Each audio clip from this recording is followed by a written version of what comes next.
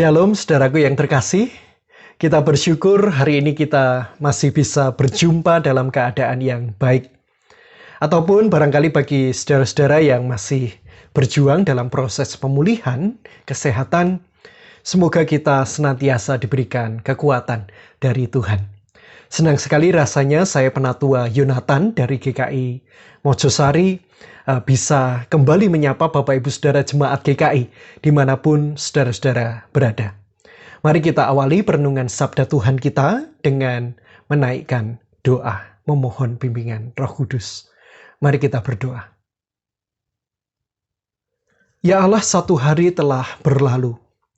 Dan kini di hadapan kami telah tersedia kesempatan yang baru, yang siap untuk kami lewati dan kami ukir.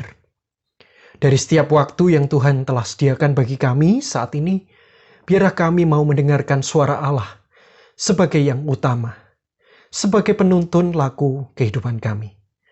Mampukanlah kami untuk senantiasa memiliki hati seorang hamba yang mau dengan rendah hati mendengarkan sabda Tuhan. Dan lebih lagi supaya kami mau diubahkan seturut dengan kehendak Tuhan. Di dalam nama-Mu kami telah berdoa. Amin. Bapak Ibu Saudara, saya kerap kali dibuat heran dengan kelakuan para seniman atau orang-orang yang hidup di dalam ciri khas senimannya. Heran bukan dalam kacamata yang negatif atau sinisme, tetapi lebih kepada arah yang positif. Suatu kali saya mengenal seorang yang menjadi sahabat perkuliahan saya. Ini orangnya, saudara. Dia studi teologi sama seperti saya. Namun apa yang menjadi menarik adalah dia memiliki bakat seni lukis yang luar biasa. Yang entah itu apakah realis atau surrealis, tapi yang jelas bagi saya, karyanya bagus sekali, luar biasa. Memang tidak sekali dua kali saya melihat orang-orang yang demikian, saudara. Tetapi kali ini saya memiliki kesempatan untuk melihatnya sendiri ya dalam proses melukis itu, saudara. Dan apa yang membuat heran terhadap orang-orang seniman semacam ini adalah ketika mereka ini kita minta tolong ya untuk melukis sesuatu, tolong dong lukis gambar ini atau peristiwa ini.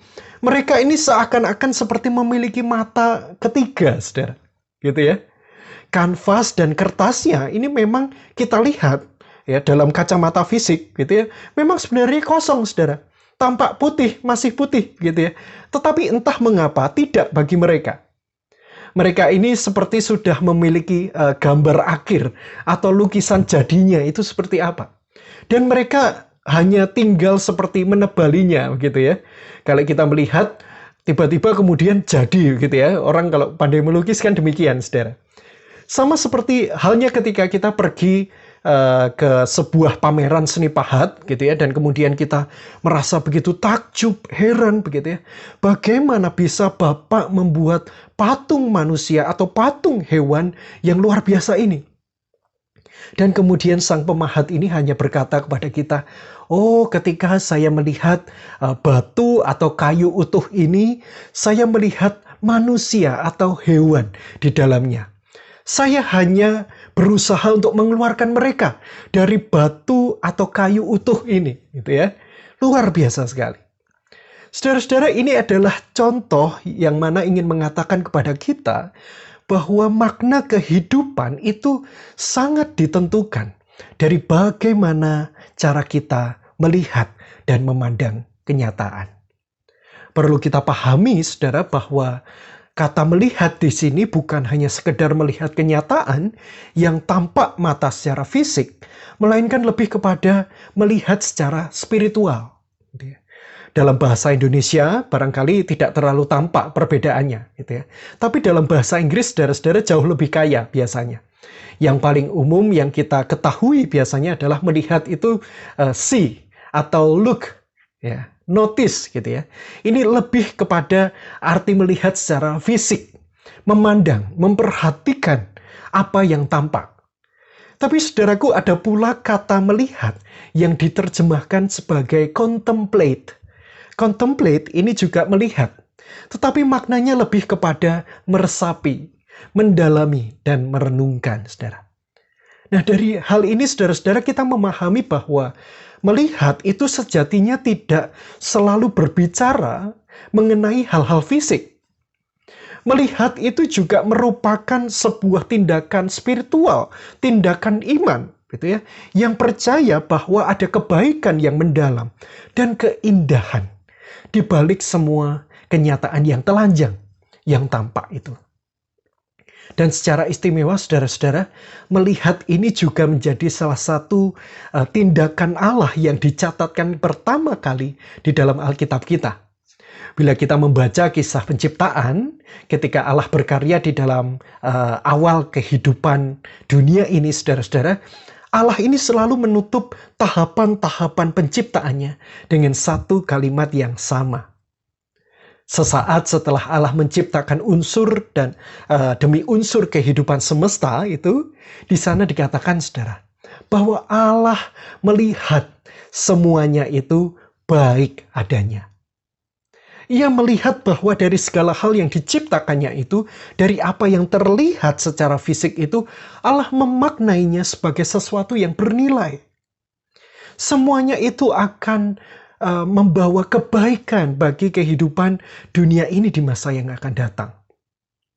Dengan kita memandang segala sesuatu sebagai hal yang berharga, bermakna, bernilai, maka hal ini saudara-saudara juga akan menggerakkan kita pada tindakan-tindakan iman yang baik. Kita diarahkan untuk senantiasa melihat kepada Tuhan sebagai tujuan atau telos sejati kita. Dan kita pun dimampukan untuk melakukan tindakan-tindakan yang diharapkan akan membangun kehidupan kita nantinya. Hal ini menjadi penting, saudara-saudara, apalagi di situasi seperti sekarang ini, di mana dunia kita ini kok nampaknya semakin menggelisahkan untuk ditinggali, begitu ya. Penderitaan, sakit penyakit, kesulitan hidup, dan yang lain, saudara-saudara, sudah seperti menjadi berita sesehari yang menghiasi penglihatan kita, pendengaran kita, atau bahkan mengisi pikiran kita hari-hari ini. Bila kita tidak menyadari berbagai hal ini sebagai sesuatu yang dapat menggerus iman kita, ketika kita berjuang, barangkali akan dengan cepat kita merasa patah arang. Bila kita tidak lagi menemukan kemampuan dan kemauan untuk melihat realitas secara imani, yaitu berusaha melihat karya Allah yang baik itu, maka bukan tidak mungkin, saudara, kita akan dengan mudah tenggelam dalam realitas yang terlihat sangat buruk itu. Kita mungkin masih hidup secara fisik, tetapi kita kehilangan daya dan makna kehidupan. Namun saudaraku, perlu digarisbawahi bahwa apa yang kita hayati pada hari ini tidak bermaksud untuk membuat kita memenuhi kehidupan kita dengan sekedar kata-kata sugesti yang positif di dalam hati dan pikiran kita. Ini sangat berbeda dengan istilah masa kini yang kita kenal dengan istilah toxic positivity. Toxic positivity ini adalah sebuah pemikiran yang mana tidak peduli seberapa parah, seberapa sulitnya suatu situasi, orang itu harus dipaksa tetap mempertahankan pola pikir positif. Jadi seperti suntikan sukacita begitu ya, ketika kita sedang menderita atau mengalami kesusahan, kemudian kita berpikir positif, lalu kita dengan demikian kita berharapkan kehidupan langsung berubah begitu cepat. Tidak demikian, saudara ya. Melihat dengan mata ketiga, mata iman, itu bukan demikian. Lebih dari sekedar hal itu. Kita menerima kehidupan itu di dalam keberserahan kepada Allah. Dan kemudian kita mengolahnya. Sehingga kita dapat menemukan makna yang baru. Kita semakin beriman, semakin berserah kepada Tuhan. Tetapi kita juga sekaligus memiliki daya untuk melanjutkan dan memperjuangkan kehidupan secara sehat dan wajar.